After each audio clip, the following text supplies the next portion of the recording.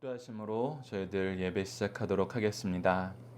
하나님 아버지, 지난 한 주 동안도 저희들 하나님께서 인도하여 주시고 보호하여 주시고 하나님의 말씀으로 하나님과 기도하는 삶으로 하나님을 향한 찬양의 기쁨이 있는 삶으로 저희들을 이끌어 주시고 함께하여 주심을 감사합니다. 주님의 은혜 가운데 살게 하시니 한 주를 저희들 마무리하는 금요일입니다.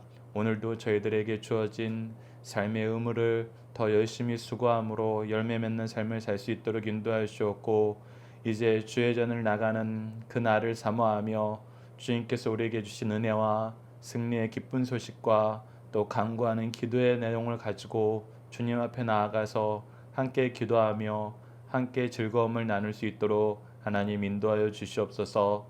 함께 하심을 믿사오며 예수님 이름으로 기도드리옵나이다. 아멘. 다 함께 찬송가 450장 내 평생 소원 이것뿐 450장으로 함께 찬양드리도록 하겠습니다. 450장입니다. 내 평생 소원 이것뿐 주의 일하다가 이 세상 이별하는 날 주 앞에 가리라. 꿈같이 헛된 세상 일 취할 것 무엇냐. 이 수고함 많아여도 헛된 것뿐일생. 불같은 시험 많으나 겁내지 맙시다. 구주의 권능 크시니 이기고 남겠네. 금보다 귀한 믿음은 참보배 되도다. 이 진리 믿는 사람들 다 복을 받겠네. 살같이 빠른 광음을 주 위에 아끼세. 온 몸과 마음을 바치고 힘써서 일하세.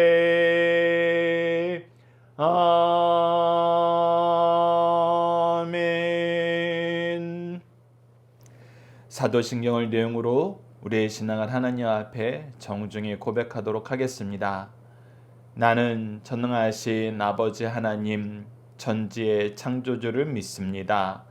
나는 그의 유일하신 아들 우리 주 예수 그리스도를 믿습니다. 그는 성령으로 잉태되어 동정녀 마리아에게서 나시고 본디오 빌라도에게 고난을 받아 십자가에 못 박혀 죽으시고 장사된 지 사흘 만에 죽은 자 가운데에서 다시 살아나셨으며 하늘에 오르시어 전능하신 아버지 하나님 우편에 앉아 계시다가 거기로부터 살아있는 자와 죽은 자를 심판하러 오십니다. 나는 성령을 믿으며 거룩한 공교회와 성도의 교제와 죄를 용서받는 것과 몸의 부활과 영생을 믿습니다. 아멘. 오늘 우리에게 주신 하나님의 말씀, 우리가 함께 나눌 말씀은 누가복음 4장 38절에서 44절 말씀입니다. 누가복음 4장 38절에서 44절 말씀 제가 봉독해 드리도록 하겠습니다. 예수께서 일어나 회당에 나가사 시몬의 집에 들어가시니 시몬의 장모가 중한 열병을 앓고 있는지라. 사람들이 그를 위하여 예수께 구하니 예수께서 가까이 서서 열병을 꾸짖으신데 병이 떠나고 여자가 곧 일어나 그들에게 수종드니라.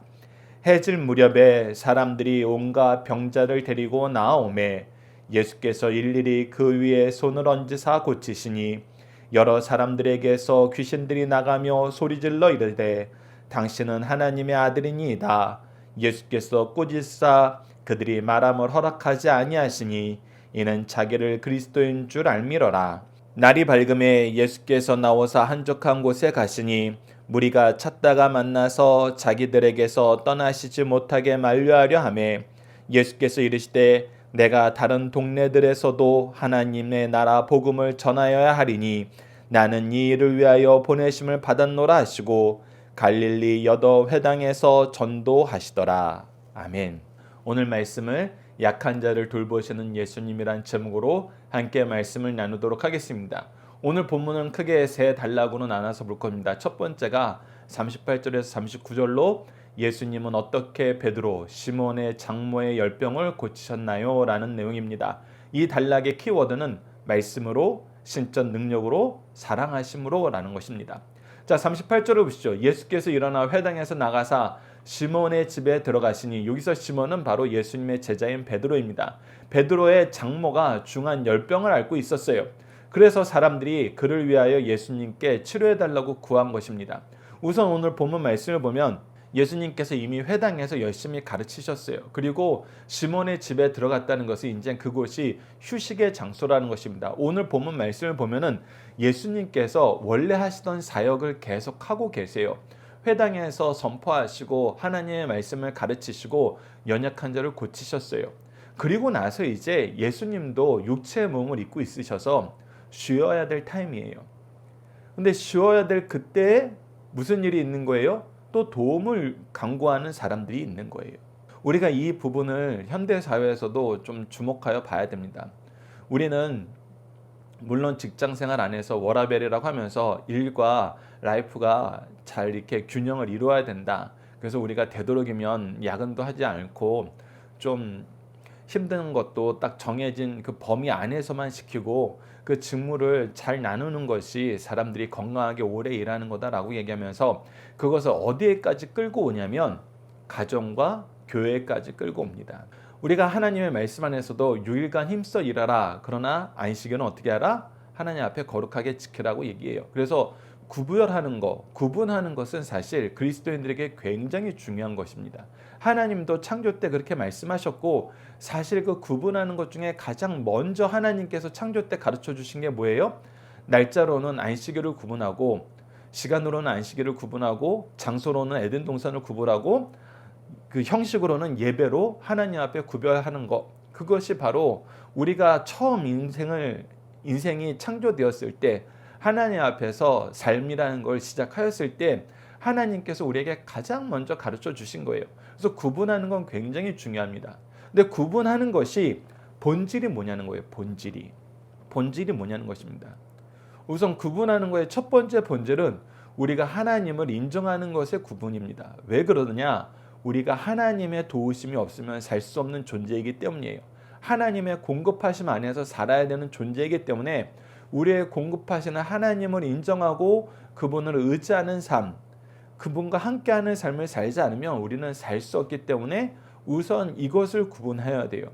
그런데 하나님께서 우리에게 은혜를 주실 때 우리가 다니엘서를 통해서 확인한 거였지만 하나님께서 은혜를 주실 때에는 우리가 간구했던 것보다 우리가 바라던 것보다 더 주실 때가 항상 있어요. 항상 있습니다. 가끔 있는 것이 아니라 항상 있어요.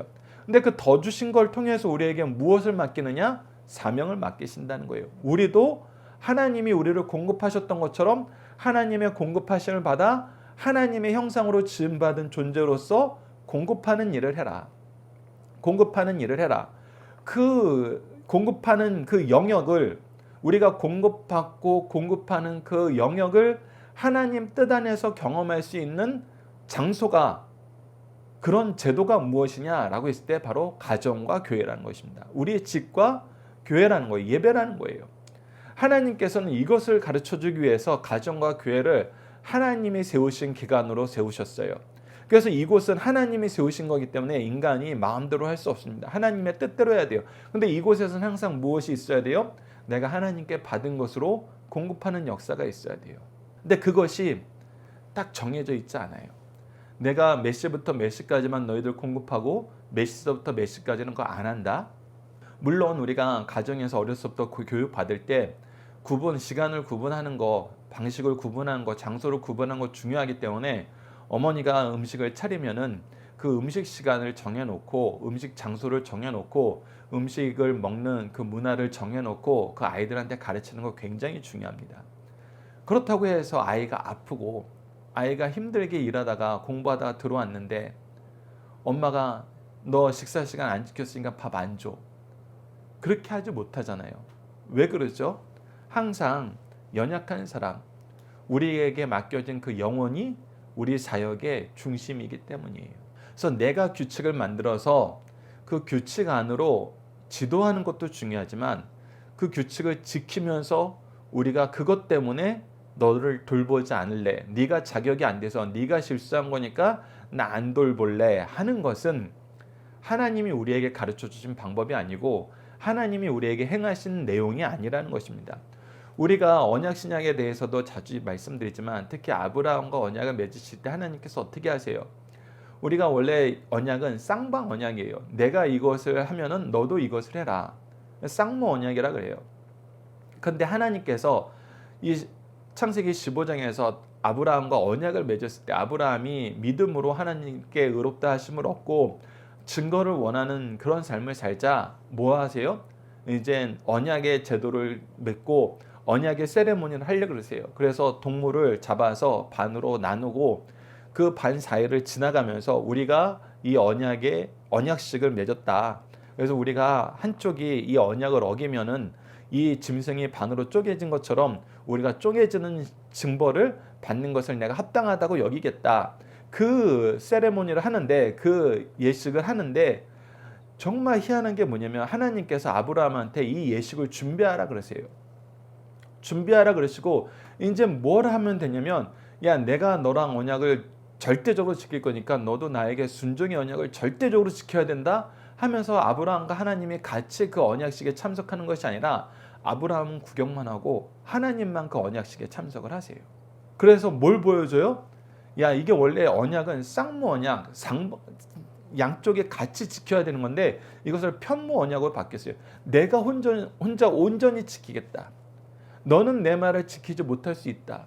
네가 내 언약을 떠날 수 있다. 그럼에도 불구하고 나는 반드시 이 언약 지킬 거다. 너의 자손들이 이 언약을 떠날 수 있다.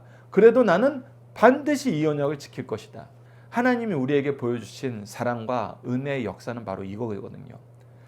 그래서 예수님도 정해놓은 형식이 있었어요. 회당에서 오면은 하나님 말씀 들을 수 있고 하나님 예수님의 말씀 가르침을 받을 수 있고 고침의 역사를 얻을 수 있어요.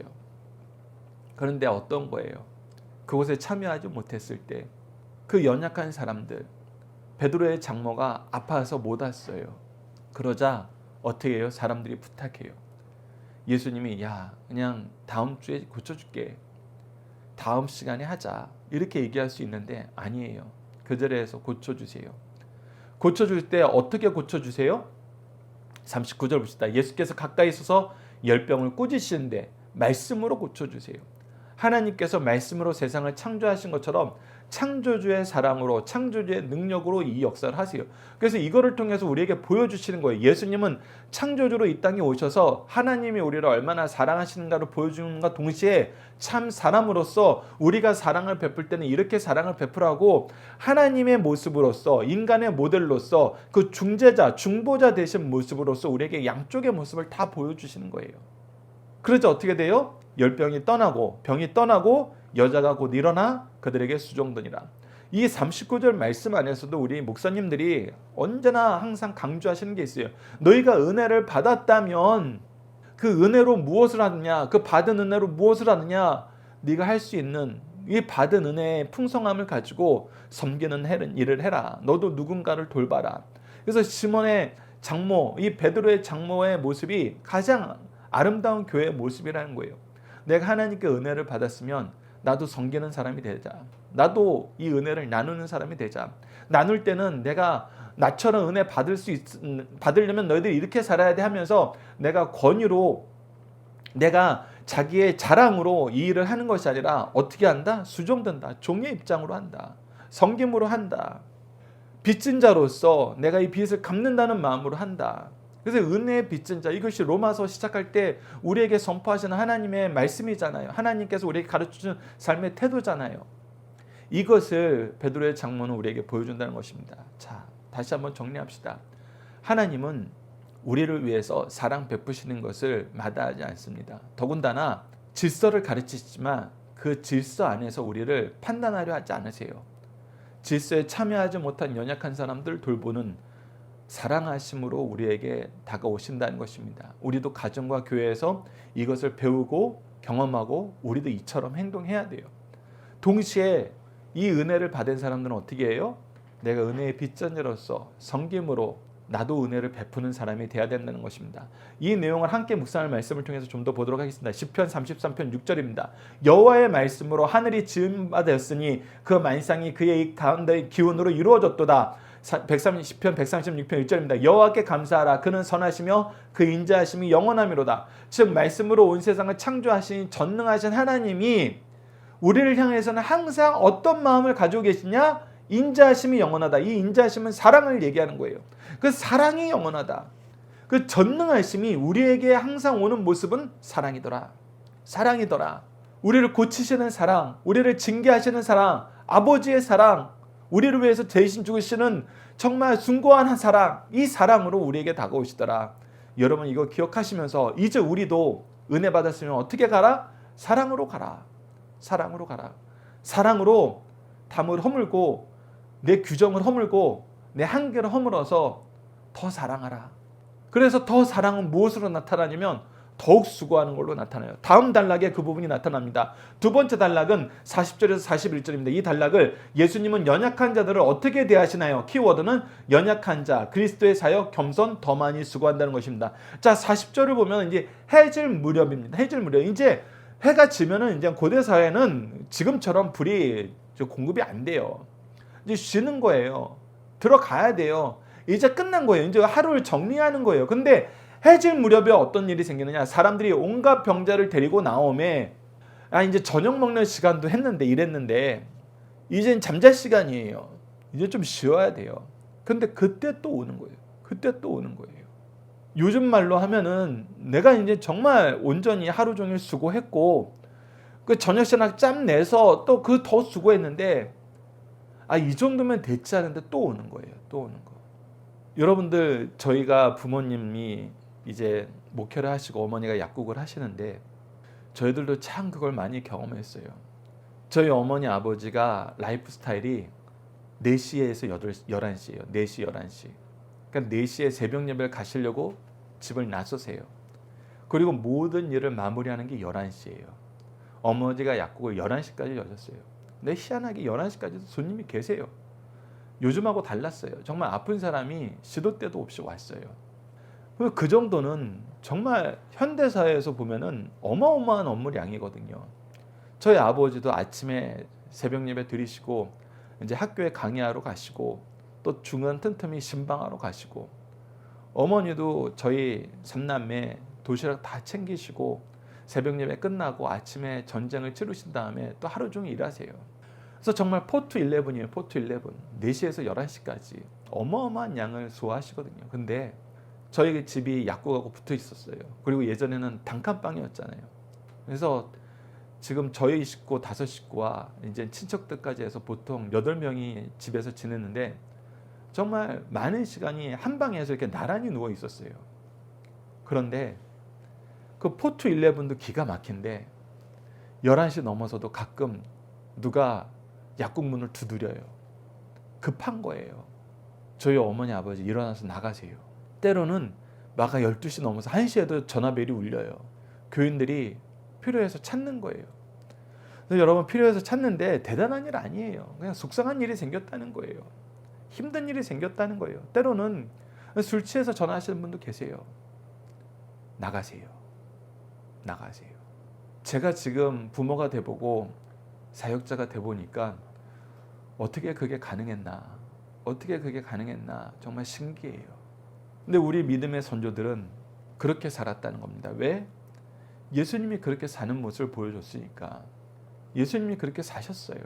그래서 거절하지 않으시는 거예요. 어떻게 해요? 40절 말씀하면 해질 무렵 사람들이 온갖 병자를 데리고 나오매 어떻게 해요? 예수님께서 일일이 그 외에 손을 얹으사 고치시니.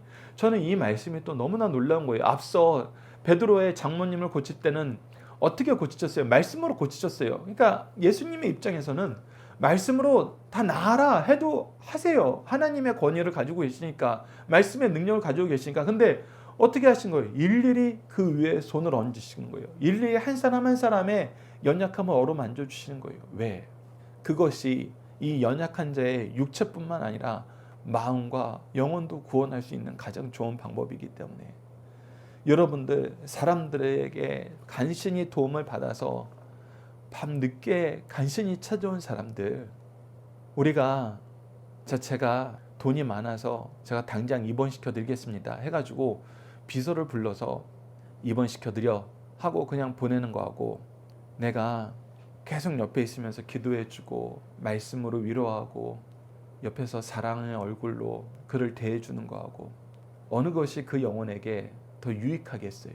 제가 더 유익하다고 얘기하는 것은 그 유익의 내용이 그 사람이 병 고치는 받는 걸로 끝나면은 모르는데 무엇으로 이어져야 돼요? 하나님 믿는 걸로 이어져야 돼요. 하나님 아는 걸로 이어져야 돼요. 그랬을 때는 일일이 그 사람 한 사람 한 사람을 돌보고 그의 연약함을 위해서 기도해 주는 것, 그것이 훨씬 더 중요하다는 것입니다. 그래서 우리가 목회 현장에서도 목사님이 할 수고를 다 해요.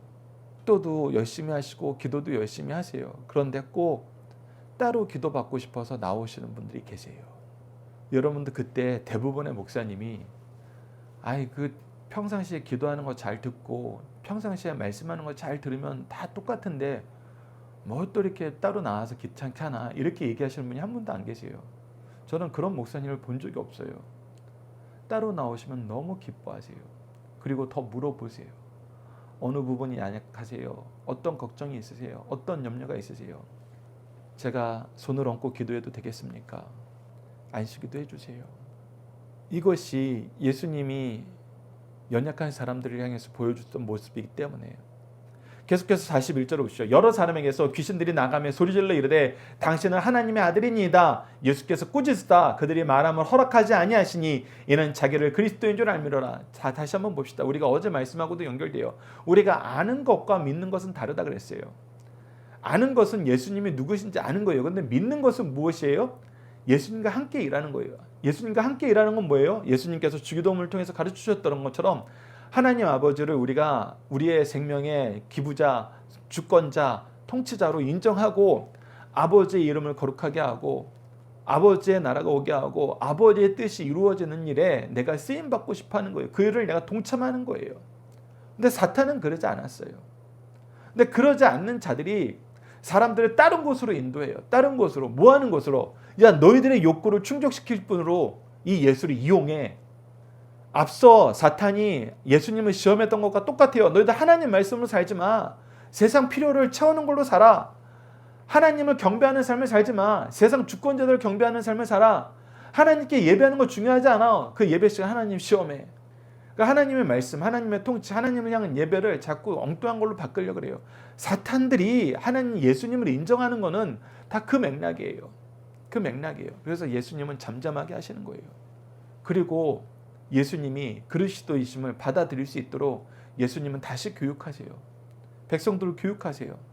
그러니까 여러분, 이 내용 안에서 예수님은 연약함을 돌보는데 엄청난 수고를 하세요. 그러면서도 치밀하게 무엇을 놓지 않으세요? 예수 그리스도가 누구신지 가르치고 선포하는 일을 놓지 않으세요. 엄청 치밀하게 준비하세요. 우리도 이 부분을 배워야 된다는 것입니다. 하나님께서 우리와 함께 일하실 때에는 우리도 이렇게 일하게 하세요. 그래서 우리가 함께 묵상할 말씀을 통해서 우선은 더 많이 수고하시는 예수님을 봅시다. 마태복음 8장 16절에서 이 동일한 말씀을 우리에게 가르쳐 주는데, 저물매 사람들이 귀신 들린 자를 많이 데리고 예수께 오거늘 예수께서 말씀으로 귀신을 쫓아내시고 병든 자들 다 고쳐주시니 라고 기록되어 있습니다. 한 번 더 기록이 됐네요. 그래서 계속해서 얘기합니다. 저물어서 이제 쉬셔야 될 때가 있지만 그때 찾아오셨을 때 예수님은 계속 고쳐주셨다. 그 마가복음 6장 34절에서도 예수님께 나와서 큰 무리를 보시고 그 목자 없는 양 같음으로 인하여 불쌍히 여기사 이에 여러 가지로 가르치시더라. 즉 이젠 중지하셔도 될 때예요. 충분히 일하셨어요. 근데 또 나오는 걸 보고, 야, 너희들 정말 목자 없는 양같이 너희들이 방황하는 모습이 너무나 안타깝구나. 그 기본 마음은 뭐라는 거예요? 사랑하심이라는 거예요. 사랑하심. 사랑하심. 사랑으로 더 많이 수고하시는 거예요. 그것을 우리가 사도 바울을 통해서도 확인됩니다. 빌립보서를 보십시오. 빌립보서 2장 1절에서 4절입니다. 그러므로 그리스도 안에서 무슨 권면이나 사랑의 무슨 위로나 성령의 무슨 교제나 긍휼이나 자비가 있거든 마음을 같이하여 같은 사랑을 가지고 뜻을 합하여 한 마음을 품어 아무 일에든지 다툼이나 허용으로 하지 말고, 즉 내가 이 수고를 할 수 있게 되었을 때, 우리 공동체가 이 수고를 할 수 있게 되었을 때 무엇을 제거해야 된다는 거예요? 이걸로 다투지 마라. 선한 일을 하는 걸로 다투지 마라. 그리고 허용으로 하지 말라. 내 이름 높이려고 하지 마라. 무엇으로 하라? 오직 겸손한 마음으로 각자 자기보다 남을 낮게 여기고, 즉 내가 섬김으로 하라. 그 사람의 요구를 들어주는 것으로 해라. 각각 자기 일을 돌볼 뿐더러 각각 다른 사람의 일을 돌보아 나의 기쁨을 충만하게 하라. 그래서 우리는 섬길 수 있다면, 도울 수 있다면 우리가 낮아지는 거, 우리가 더 많이 수고하는 거, 이거 고려 대상 아니다. 할 수만 있다면 하라. 고린도전서 15장 10절도 보시죠. 그러나 내가 나된 것은 하나님의 은혜로 된 것이니 내게 주신 그의 은혜가 헛되지 아니하며 내가 모든 사도보다 더 많이 수고하였으니 내가 한 것이 아니오 오직 나와 함께 하신 하나님의 은혜로다. 즉 무엇이 나에게 은혜다? 더 많이 수고하게 하신 것이 하나님의 은혜다. 정말 그래서 우리가 이 부분을 확인하면 정말 신비해요. 나 그렇게 못 사는 사람이었어요. 나 그렇게 못하는 사람이었어요. 근데 하나님이 하게 하세요. 그러니까 하나님이 하게 하신 게 신비한 거예요. 내가 줄 수 있는 사람이 된 게 신비한 거예요. 내가 섬기는 사람이 된 게 신비한 거예요. 내가 더 많이 수고하게 된 것이 신비한 거예요. 왜? 이거 하나님의 은혜 아니면 내가 그렇게 못 살거든요. 그렇게 못 살아요. 저도 제 인생에서 그것이 분명히 드러나요. 새벽 예배 참석하는 것이 힘든 사람이었어요. 저도 안수 집사로서 평신도로서 살았던 시간이 많았어요. 물론 목회자의 자녀로 태어나서 그 은혜를 다른 사람보다 더 쉽게 누리게 된 건 맞아요. 그러나 이것이 쉬운 사람이 아니었어요. 그런데 이게 쉬워요. 이게 즐거워요. 이게 감사해요. 나로 하여금 이 자리에 서게 하신 하나님의 은혜를 보면은 신기해요. 그래서 계속 이 얘기를 할 수밖에 없어요. 어떻게 그렇게 살아 하는데 저는 뭐라고 반문하게 되냐면 이렇게 살게 하신 것이 신기하지 않아? 어떻게 그 일 다해? 이 일을 다 하게 하신 것이 신기하지 않아? 정말 신기해요. 나 그거 못하는 사람이었거든요. 그거 안 되는 사람이었어요. 못하고 안 되는 나를 하게 하신 게 은혜예요. 그 은혜를 내가 왜 거부해요? 이게 은혜인 걸 아는데 왜 거부해요? 은혜예요, 은혜. 이 역사를 우리 승리한산 가족 여러분들은 모두 누리셨으면 합니다. 우리 강성성경연구원 여러분들은 다 누리셨으면 해요. 자, 마지막 단락입니다. 예수님의 사역은 누구를 통하여 정해지나요? 42절로 44절입니다. 이것이 키워드는 아버지의 뜻이고 사명이에요. 예수님의 사역을 내가 딱 정한 거, 이 내용을 가지고 할 거야 라고 정하지 않으셨어요. 예수님은 오직 누구의 뜻을 따라서, 우리가 주기도문에서 얘기했던 것처럼 하나님의 뜻을 따라서. 근데 하나님의 뜻은 항상 어디에 있었다? 연약한 자들에게 있었다. 그것을 우리가 42절로 44절을 통해서 확인합시다. 날이 밝음에 예수께서 나와서 한적한 곳에 가시니 무리가 찾다가 만나서 자기들에게서 떠나지지 못하게 만류하며, 즉 예수님은 항상 찾는 자들에게 예수님이 하나님의 말씀을 가르치는 것을 쉬지 않는 것으로, 그 연약한 것을 돌보시는 것을 쉬지 않는 것으로, 하나님의 말씀을 가르치는 것을 쉬지 않는 것으로. 그래서 우리가 마태복음 4장 23절을 계속 강조하는 이유가 teaching, preaching, healing, 이 세 가지는 하나님께서 예수님에게 하라 하신 것이고 예수님께서 이것을 쉬지 않으셨다는 거예요. 그러면서 동시에 그것을 내 것으로 소유하고 싶어하는 사람이 있어요. 항상 이건 나에게만 주세요 라고 얘기하는 사람들이 반드시 생겨요. 자녀들도 가끔 그렇게 생각해요. 저도 가끔 부모님을 보시면 그렇게 생각해요. 아니, 때로는 우리 부모님이 수고하시는 것이 목회자로서, 약사로서, 이 교회 리더로서 교인들을 섬기는 거 보면은 우리에게 해주지도 않는 거 해줄 때가 많아요. 아, 그거 나 주지. 왜 다른 사람 줘? 가족도 아닌 사람 줘. 이런 거 많아요. 솔직히 지금도 느낄 때가 있어요. 아버지가 가끔 누구 내가 도와주고 있는 거 아니? 그러면은 속으로 그렇게 생각할 때가 있어요. 아, 그거 나 도와주지. 나도 힘든데. 그럴 때가 있어요. 사람들 마음이란 건 항상 이렇게 간사해요. 교만해요. 그걸 내가 나만 소유하고 싶어요. 근데 아니에요. 그래서는 안 돼요. 사람들은 그 내용을 가지고 예수님에게 요구하고 있어요. 예수님 그냥 우리 동네에 계세요. 뭐 자꾸 돌아다니세요. 내가 이 동네에 있으면서 예수님을 위해서 집도 준비하고 예수님을 위해서 해당도 준비하고 예수님을 위해서 음식도 준비하고 예수님 제자들도 다 잘 돌볼게요. 근데 사실 그런 경우가 대부분 어떻게 돼요? 내가 예수님을 이용해서 권세 잡는 자가 돼요. 그랬을 때 예수님은 뭐라 그러세요? 아니다. 내가 다른 동네에도 하나님 나라의 복음을 전파해야 된다. 예수님이 왜 자꾸 순회를 하세요? 사도들이 왜 순회 전도자가 됐어요? 이곳에만 연약한 사람이 있는 것이 아니라 저곳에도 연약한 사람이 있어요. 이곳에만 나에게 맡긴 영혼이 있는 것이 아니라 저곳에도 하나님께서 맡긴 영혼이 있어요. 그래서 예수님께서 제자들도 돌봐야 되지만 일반 평신도들도 돌봐야 돼요. 우리가 내 가정의 자녀들도 돌봐야 되지만 저 밖에 또 나의 도움이 필요한 사람도 돌봐야 돼요. 그래서 말씀 안에서 잘 성장하면 어떻게 되냐면 조금 전에 제가 말씀드렸던 나쁜 예처럼 아유 아버지 어머니 뭘 자꾸 다른 사람들 돌보세요. 우리 가족들 돌봐주세요. 저도 우리 애도 형네도 동생도 도움이 필요하잖아요. 그렇게 얘기하지 않아요. 바르게 자란 사람들, 내가 은혜에 감동하고 감사하는 사람들은 어떤 삶을 살아요? 저도 같이 돕겠습니다. 저도 같이 돕겠습니다. 여러분 누가복음에서 사도행전으로 넘어가면 이 역사가 나타납니다.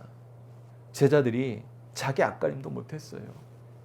전도단들이 자기 앞가림도 못했었어요. 그러나 은혜 안에서 이 은혜 받은 걸 감사하는 삶을 살 때 어떻게 했어요? 도와주는 사람이 됐어요. 협력자가 됐어요. 동역자가 됐어요. 때로는 동역자가 되어서 더 놀라운 일을 하죠. 사도 바울의 3차 전도 여행사를 보면은 1차에서 전도 받았던 사람들이 2차에서 동역자가 되고 3차에서는 사도 바울이 해결하지 못한 문제를 해결하고 와요. 더 수고하는 사람, 더 열심히 사람들이 되는 거예요. 여러분 이것이 믿음의 가문이고 이것이 하나님이 쓰시는 교회입니다. 나나 돌봐 이런 얘기 정말 많이 들어요. 정말 많이 들어요. 목회 현장에서도 들어요. 아 목사님 우리들도 부족한 거 많습니다. 우리 교인들 좀 돌보세요. 왜 자꾸 밖에 물론 그들이 더 어렵죠. 그래도 좀 안에서 일합시다. 안에서. 그러다 보니까 선교도 전도도 사라지는 거예요. 근데 예수님은 얘기하세요. 우리가 돌볼 수 있으면 나가야 된다. 그것이 하나님의 뜻이다. 그래서 어떻게 하세요? 44절에 갈릴리 여러 회당에서 전도하시니라. 계속 연약한 사람을 찾아가세요. 그러니까 예수님의 사역이 얼마나 놀랍냐면 찾아가는 일을 쉬지 않으세요.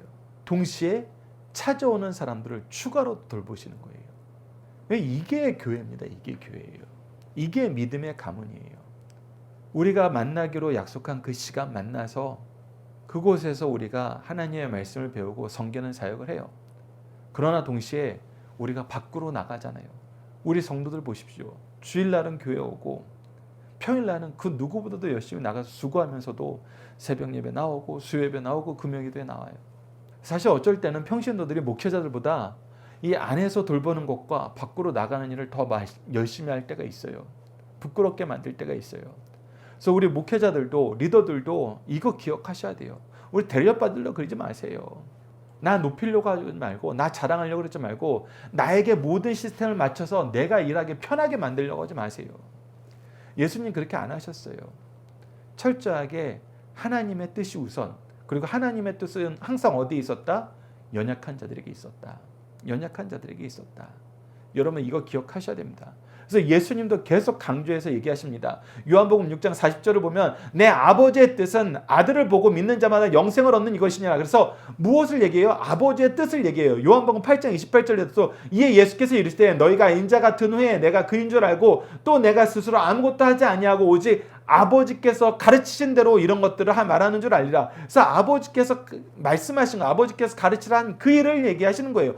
요한복음 10장 49절에서도 내가 내 자유로 말한 것이 아니요 나를 보내신 아버지께서 내가 말할 것과 이룰 것을 친히 명령하여 주셨으니 이 명령에 무엇 하셨던 거예요? 순종하셨다는 거예요. 요한복음 20장 21절로 보십시오. 예수께서 또 이르시되 너희에게 평강이 있을지어다. 아버지께서 나를 보내신 것 같이 나도 너희를 보내노라. 즉 아버지께서 나에게 한 그대로 나도 너희들에게 하느니 너희들도 내가 아버지의 뜻을 했던 것처럼 너희들도 내가 아버지의 뜻을 이뤘던 그 모습을 본받아서 너희도 이래라. 그 모습이 뭐였어요? 조금 전에 보여드렸던 것처럼 주어진 사명을 하면서도 동시에 연약한 사람들을 돌보는 데에는 내 여유 시간을 내가 포기하는 거예요. 그리고 이 일을 함께 할 수 있는 자녀들을, 제자들을 양육하는 거예요. 그것이 바로 가정과 교회예요. 그래서 우리가 착각하면 안 돼요. 담임 목회자가 가장 먼저 된 사람이 룰을 만드는 사람이 아니에요. 룰은 하나님께서 만드셨어요. 나는 그것을 가장 열심히 지키는 사람이에요. 그리고 가장 열심히 지킬 때 우리가 무엇을 가장 크게 경험한다? 하나님의 은혜와 사랑을 가장 크게 경험한다. 그래서 내가 이 사랑과 은혜의 빚진 자로서 나도 연약한 사람을 위해서 더 많이 수고한다. 이거 여러분들 기억하십시오. 그래서 내 영역을 내어줄 수 있는 사람, 내 시간을 내어줄 수 있는 사람, 사실 이 사람들이 하나님의 일을 가장 잘하는 겁니다. 자, 우리가 중심사상을 보도록 하겠습니다. 첫 번째, 예수님은 군중을 위하여 전도하실 뿐만 아니라 한 가정을 위하여 진방도 하셨습니다. 예수님은 가버나움 회당에서 많은 사람들을 가르치셨습니다. 베드로의 집에서 쉬시기 위하여 돌아오시는 길에 멀리 있는 백부장의 하인의 병을 낫게 하셨어요. 그리고 집으로 들어와서 열병으로 누워있는 베드로의 장모의 병을 치료해 주셨습니다. 예수님은 많은 군중들을 상대하시고 그들의 영육간의 필요를 충족시켜 주셨습니다. 그러나 한 가정을 위해서도 안주인의 질병을 사랑으로 치료해 주셨어요. 이는 예수님은 아무리 피곤하여도 도움을 구하는 사람들의 소원을 고통이나 성가신 것으로 생각하지 않고 사랑으로 도와주셨다는 사실을 가르쳐 줍니다. 두 번째, 베드로의 장모는 주의 능력으로 질병에서 낫게 되자 즉시 수종하며 봉사했어요.